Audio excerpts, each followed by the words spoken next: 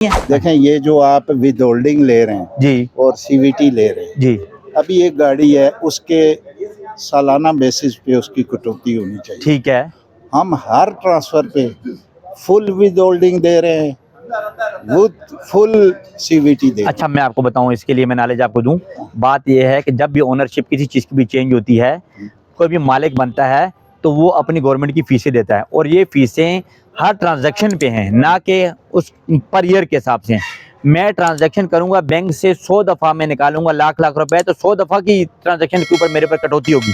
Government को भी तो हम लोगों ने चलाना है किसी तौर पे। नहीं, एक बात, और दूसरी, मैं आपकी बातें अपनी जगह पे वेट रखती हैं, जी। इसमें कोई दो राय नहीं है, सही बात है। लेकिन आप एक चीज पे 10 दफा सीवीटी लेंगे, 10 दफा विद होल्डिंग लेंगे, तो ये भी तो गेज सर देखिए मेरी बात सुना, हमारा कारोबार खत्म हो नहीं, जाएगा। आपका कारोबार नहीं, मैं आपको बताऊं।